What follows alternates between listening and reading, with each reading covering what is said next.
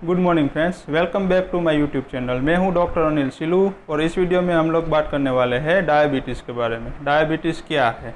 Diabetes एक clinical syndrome है जिसमें इंसुलिन डेफिशिएंसी, इंसुलिन इनएक्टिविटी और इंसुलिन रेजिस्टेंस की वजह से हमारा जो ब्लड शुगर लेवल है वो इंक्रीज हो जाता है, जिसे हम हाइपरग्लाइसेमिया और डायबिटीज़ कहते हैं। डायबिटीज़ कितने प्रकार के हैं, डायबिटीज़ के साइन एंड सिम्टम्स क्या है, डायबिटीज़ के लक्षण क्या है और डायबिटीज़ की ट्रीटमेंट क्या है, ये जानने के लिए इस वीडियो में अंत तक बने रहिए। और हाँ, अगर नए हो तो चैनल को सब्सक्राइब कर लीजिए और बेल आइकन को प्रेस कर लीजिए ताकि आप मेरी कोई भी नई वीडियो मिस ना करें। तो चलिए फ्रेंड्स, शुरू करते हैं आज की वीडियो। पहले हम बात करेंगे डायबिटीज़ क्या है और डायबिटीज़ के प्रकार कितने हैं। डायबिटीज़ क्या है? तो हमारे ब्लड में जब शुगर का लेवल इंक्रीज हो जाता है तो हम उसे डायबिटीज़ कहते हैं। डायबिटीज़ के 3 प्रकार है, डायबिटीज़ इंसिपिडस, डायबिटीज़ मेलाइटस और जेस्टेशनल डायबिटीज़। आज के इस वीडियो में हम लोग बात करने वाले हैं डायबिटीज़ मेलाइटस के बारे में। तो डायबिटीज़ मेलाइटस क्या है? नॉर्मली क्या होता है, हमारा जो एब्डोमेन है उसमें स्टमक होता है, स्टमक के पीछे पेनक्रियाज नाम का ऑर्गन होता है जिसमें बीटा सेल होते हैं। ये जो बीटा सेल है वो हमारी बॉडी में इंसुलिन हार्मोन रिलीज करते हैं। अब इंसुलिन का काम क्या है, हमारे शरीर में लाखों करोड़ों सेल्स होते हैं और उन सारे सेल्स को एनर्जी की ज़रूरत पड़ती है। और वो एनर्जी कहाँ से मिलती है? हमारे ब्लड में जो ग्लूकोज होता है उसमें से ये एनर्जी मिलती है। तो जो ये इंसुलिन है वो हमारे ब्लड में जो ग्लूकोज होता है उसका यूटिलाइजेशन करता है, डिस्ट्रीब्यूशन करता है उन सारे सेल्स को। इसकी वजह से हमारे ब्लड में जो ग्लूकोज का लेवल होता है वो कंट्रोल में रहता है। अब डायबिटीज़ में क्या होता है, हमारे जो बीटा सेल होते हैं वो डैमेज हो जाते हैं, जिसकी वजह से इंसुलिन का प्रोडक्शन बंद हो जाता है या फिर इंसुलिन कम बनता है, जिसकी वजह से जो हमारे ब्लड में ग्लूकोज का लेवल होता है उसका ठीक से डिस्ट्रीब्यूशन नहीं हो पाता है और हमारे ब्लड में ग्लूकोज का लेवल इंक्रीज होने लगता है, जिसे हम कहते हैं डायबिटीज़ मेलाइटस। अब हम बात करेंगे टाइप्स ऑफ डायबिटीज़ मेलाइटस। उसके भी 2 टाइप्स है, type 1 diabetes and type 2 diabetes. पहले हम बात करेंगे टाइप 1 डायबिटीज़ के बारे में। टाइप 1 डायबिटीज़ में क्या होता है, टोटल डेफिशिएंसी ऑफ इंसुलिन होती है, यानी कि हमारी बॉडी में इंसुलिन बनता ही नहीं है, जिसकी वजह से हमारा ब्लड शुगर लेवल इंक्रीज हो जाता है, जिसकी वजह से इसको इंसुलिन डिपेंडेंट डायबिटीज़ भी कहते हैं। ज़्यादातर केसेस में ये डायबिटीज़ है और छोटी उम्र में पॉजिटिव होता है, जिसकी वजह से इसको जुवेनाइल डायबिटीज़ भी कहते हैं। अब हम बात करेंगे जो टाइप 1 डायबिटीज़ है उसका कोजेस क्या है, यानी कि इसके कारण क्या है। तो पहला कारण है genetic defect of beta cell function, यानी कि ये हेरिडिटरी है। अगर आपके माता पिता को टाइप 1 डायबिटीज़ है तो आपको टाइप 1 डायबिटीज़ होने के चांसेस बढ़ जाएंगे। दूसरा रीजन है autoimmune destruction of beta cell, यानी कि एक ऑटो इम्यून डिजीज है। ऑटो इम्यून डिजीज में क्या होता है, जो हमारे बॉडी के सेल होते हैं वो खुद बीटा सेल पर अटैक करके बीटा सेल को डिस्ट्रॉय कर देते हैं, जिसकी वजह से हमारी बॉडी में इंसुलिन का प्रोडक्शन बंद हो जाता है और हमारा ब्लड शुगर लेवल इंक्रीज हो जाता है। टाइप 1 डायबिटीज़ में हमारी बॉडी में इंसुलिन बनता ही नहीं है, तो हमें उसकी ट्रीटमेंट के लिए बाहर से इंजेक्शन के द्वारा इंसुलिन देना पड़ता है। वो हम लेटर डिटेल में इसके ट्रीटमेंट पार्ट में इसके बारे में बात करेंगे। अब हम बात करेंगे टाइप 2 डायबिटीज़ के बारे में। टाइप 2 डायबिटीज़ में इंसुलिन बनता तो है लेकिन कम बनता है, या फिर हमारे बॉडी में इंसुलिन के खिलाफ रेजिस्टेंस हो जाता है, जिसकी वजह से हमारे ब्लड में जो ग्लूकोज होता है उसका यूटिलाइजेशन ठीक से नहीं हो पाता है और हमारा ब्लड शुगर लेवल इंक्रीज हो जाता है। Type 2 diabetes is more common than type 1 diabetes और ज़्यादातर केसेस में टाइप 2 डायबिटीज़ 40 साल से ऊपर के लोगों में पॉजिटिव होता है। अब हम बात करेंगे कोज ऑफ टाइप 2 डायबिटीज़।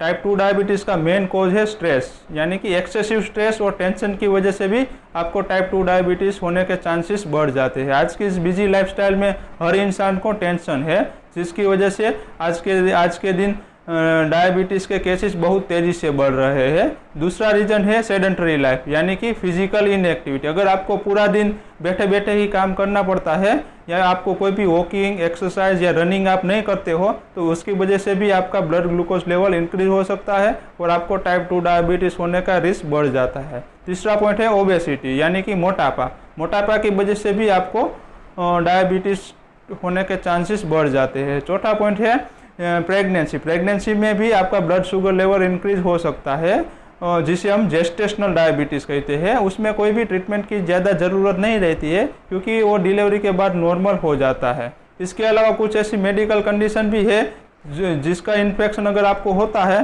तो उसकी वजह से भी आपको टाइप 2 डायबिटीज़ हो सकता है, जैसे कि पेनक्रियाटाइटिस है, पेनक्रियाटिक नियोप्लाज्म है, पेनक्रियाक्टोमी है, कसिंग सिंड्रोम है, डाउन सिंड्रोम है, साइटोमेगालोवायरस इन्फेक्शन है, हाइपरथायरॉयडिज्म है। अगर इनमें से कोई भी इन्फेक्शन आपको होता है तो उसकी वजह से आपके जो बीटा सेल होते हैं वो डिस्ट्रक्शन हो जाते हैं या फिर आपका इंसुलिन प्रोडक्शन बंद हो जाता है, जिसकी वजह से आपको टाइप 2 डायबिटीज़ हो सकता है। अब हम बात करेंगे इसके क्लिनिकल फीचर यानी कि साइन एंड सिम्टम्स के बारे में। डायबिटीज़ के मेन 3 साइन एंड सिम्टम्स है, polyuria, polydipsia and polyphagia. Polyuria यानी कि आपको बार बार पेशाब लगती है। अगर आपको डायबिटीज़ है तो आपको पेशाब ज़्यादा लगती है, आपको पूरा दिन तो पेशाब लगती है लेकिन आपको रात में भी 3-4 बार पेशाब के लिए जाना पड़ता है। दूसरा है पॉलीडिप्सिया यानी कि आपको तरस ज़्यादा लगती है, आपको पूरा दिन पानी पीने का मन करता रहता है। तीसरा है पॉलीफेजिया यानी कि आपको भूख ज़्यादा लगती है, आपको पूरा दिन खाने को ही मन करता रहता है। अभी आपको सुबह खाया होता है तो 10 बजे वापस आपको भूख लगती है, आपका पेट भरता ही नहीं है। आप इतना खाते हो उसके बावजूद भी आपका वेट लॉस होगा। अगर ये 10 सिम्टम के साथ अगर आपको वेट लॉस है तो आपको कंफर्म टाइप 2 डायबिटीज़ है। अब आपको साइन एंड सिम्टम्स डेवलप हो गए या नहीं ये आपके ब्लड शुगर लेवल है उस पर डिपेंड करता है। इनिशियल स्टेज में क्या होता है, आपका जो ब्लड शुगर लेवल है वो ज़्यादा नहीं बढ़ता है तो उसकी वजह से आपको साइन एंड सिम्टम्स डेवलप नहीं हो गए। आजकल तो ऐसे केस सामने आ रहे हैं कि आपका ब्लड शुगर लेवल 300 या 400 तक पहुंच जाता है लेकिन आपको कोई भी साइन एंड सिम्टम्स डेवलप नहीं होते हैं, आपको पता भी नहीं चलता है कि आपको डायबिटीज़ है। ज़्यादातर केसेस में जब कोई पेशेंट है वो दूसरी बीमारी के लिए दवाई लेने जाते हैं और उसका रूटीन ब्लड चेकअप करते हैं तब उसे पता चलता है कि उसे तो डायबिटीज़ है। अगर आपका डायबिटीज़ अनडायग्नोसिस रहता है और आपका ब्लड शुगर लेवल लंबे समय के लिए हाई रहता है तो वो अंदर ही अंदर आपके जो ऑर्गन है उसको डैमेज करता रहता है और आपको पता भी नहीं चलेगा। इसी वजह से इसको साइलेंट किलर भी कहा जाता है। इसके अलावा और कुछ सिम्टम्स भी है जैसे कि नॉन हीलिंग वुंड्स। अगर आपको कहीं भी घाव होता है, वुंड होता है तो वो इजीली रिकवर नहीं होता है, उसको लंबे समय तक रुझ आने में टाइम लगता है। रिकरेंट स्टाई है, रिकरेंट यूरिनरी ट्रैक इन्फेक्शन होता है, रिकरेंट स्किन इन्फेक्शन है, फटीग है, आपको ज़्यादा थकावट महसूस होती है। अगर आपके डायबिटीज़ का डायग्नोसिस लेट हुआ है तो कभी कभी पेशेंट इन सिम्टम्स के साथ साथ उसकी कॉम्प्लिकेशन भी साथ में लाता है, जैसे कि रेटिनोपैथी है, आपकी आंखों की रोशनी कमज़ोर होना, नेफ्रोपैथी है यानी कि किडनी में डैमेज होना, न्यूरोपैथी है यानी कि आपकी नर्व जो होती है वो डैमेज हो जाती है। उसमें क्या होता है, आपके हाथ और पैरों में जलन होने लगती है। ये सारे सिम्टम्स के डायबिटीज़ मेलाइटस के ये सिम्टम्स के बेसिस पर आप घर बैठे ही आपको डायबिटीज़ है या नहीं उसका अंदाज़ा लगा सकते हो। अब हम बात करेंगे इन्वेस्टिगेशन के बारे में। इन्वेस्टिगेशन में तो 2 इन्वेस्टिगेशन है, urine investigation and blood investigation. पहले हम बात करेंगे ब्लड इन्वेस्टिगेशन में। ब्लड इन्वेस्टिगेशन में 3 मेन रिपोर्ट्स है, FBS, RBS एंड PP2BS। पहला है RBS यानी कि रैंडम ब्लड शुगर। इसकी नॉर्मल रेंज है 120 to 140 mg पर डाइल्यूशन यानी कि 120 से 140 तक अगर आपका RBS आता है तो वो नॉर्मल है, अगर 140 से ज़्यादा है तो आपको डायबिटीज़ है। दूसरा है FBS यानी कि फास्टिंग ब्लड शुगर लेवल। आपको रात के 12 बजे के बाद कुछ भी खाना नहीं है, सुबह आपको खाली पेट आपका ब्लड शुगर लेवल चेक करना है। उसकी नॉर्मल रेंज है 100 to 120 यानी कि 100 से 120 तक, अगर 120 से ज़्यादा है तो आपको डायबिटीज़ है। तीसरा है PP2BS यानी कि post prandial blood sugar level यानी कि आपको खाने के 2 घंटे बाद आपको ब्लड शुगर लेवल चेक करना है। उसकी नॉर्मल रेंज है 140 to 200 यानी कि 140 से 200 के बीच में आता है तो नॉर्मल रेंज है, अगर 200 से ज़्यादा है तो आपको डायबिटीज़ है। ये सारे जो मैंने रिपोर्ट्स बताए हैं वो आप घर पर बैठे ही अपने ग्लूकोमीटर, यहाँ आप फोटो देख सकते हो, इस मशीन के द्वारा आप घर पर ही चेक कर सकते हो, आपको लेबोरेटरी में जाने की ज़रूरत भी नहीं पड़ेगी। इसके अलावा एक मेन इंपॉर्टेंट रिपोर्ट है जिसे हम कहते हैं HbA1c यानी कि ग्लाइकोहीमोग्लोबिन। HbA1c से हमें पता चलता है कि आपके लास्ट 3 महीने का एवरेज ब्लड शुगर लेवल कितना है। जो HbA1c है उसकी नॉर्मल रेंज क्या होती है 4.5 to 5.5 यानी कि 4.5 से 5.5 mg पर डाइल्यूशन।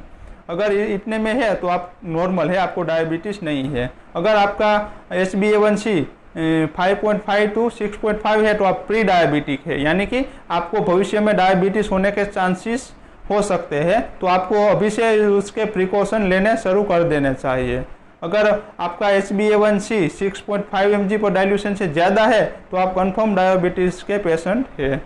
और ये जो HbA1c है वो डायबिटीज़ का डायग्नोसिस करने के लिए एक एक्यूरेट रिपोर्ट है।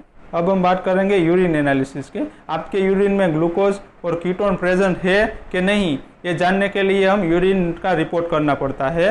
यूरिन का रिपोर्ट आप चाहे तो लेबोरेटरी में भी करा सकते हैं या फिर आप घर पर भी कर सकते हो। अगर आप घर पर करना चाहते हो तो उसके लिए एक यूरिन का किट आता है, वो उसकी आपको ज़रूरत पड़ेगी। आपको अपना यूरिन एक बोतल में भर लेना है, और अगर आप ग्लूकोज चेक करना चाहते हो तो उसकी जो स्ट्रिप आती है उसको आपको वो यूरिन में 40 सेकंड के लिए अंदर रखनी है, और 40 सेकंड के बाद आपको उसको बाहर निकाल लेना है, और उसमें कुछ कलर चेंजेस आएंगे। ये आप डायग्राम पर देख सकते हो। उस कलर के बेसिस पर आपको पता चलेगा कि आपके यूरिन में ग्लूकोज है या नहीं। और इसी तरह कीटोन का भी एक अलग स्ट्रिप आता है। अगर आप कीटोन चेक करना चाहते हो तो आपको यूरिन में वो स्ट्रिप है वो 30 सेकंड के लिए रखना है। 30 सेकंड बाद उसको बाहर निकाल लेना है और उसके कलर चेंजेस देखने हैं।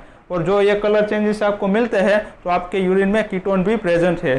जनरली क्या होता है, जब आपका इनिशियली ब्लड ग्लूकोज लेवल ज़्यादा नहीं होता है तो आपके यूरिन में ग्लूकोज और कीटोन प्रेजेंट नहीं होते हैं। जब आपका ब्लड ग्लूकोज लेवल 300 या 400 लंबे समय तक रहता है तब आपके यूरिन में ग्लूकोज और कीटोन प्रेजेंट हो सकते हैं।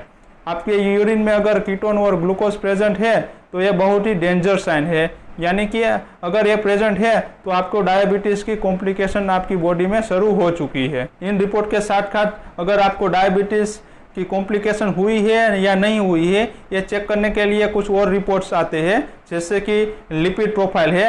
आपको डायबिटीज़ की वजह से कहीं आपको हार्ट में कोई डैमेज हुआ है या नहीं, वो चेक करने के लिए आपको लिपिड प्रोफाइल चेक कराना पड़ेगा।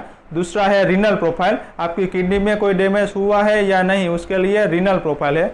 तीसरा है लीवर प्रोफाइल, आपके लीवर में कोई डैमेज हुआ है या नहीं, उसके लिए हमें लीवर प्रोफाइल। इसके अलावा अगर आपके आई में कोई प्रॉब्लम है या नहीं, उसके लिए आप ऑप्थेल्मोलॉजिस्ट को अपना आई चेकअप जरूर करा लेना चाहिए। कहीं आपको रेटिनोपैथी डेवलप तो नहीं हुई है ना। तो गाइस, आज का टॉपिक यही था, और आज के इस वीडियो में मैंने आपको बताया कि डायबिटीज़ क्या है, उसके कितने टाइप्स है, उसके कोजेज क्या है, उसके साइन एंड सिम्टम्स क्या है, और उसकी इन्वेस्टिगेशन क्या है। अब ये वीडियो बहुत लंबा हो रहा है तो इसका जो ट्रीटमेंट पार्ट है वो आज के इस वीडियो में हम नहीं बताएंगे।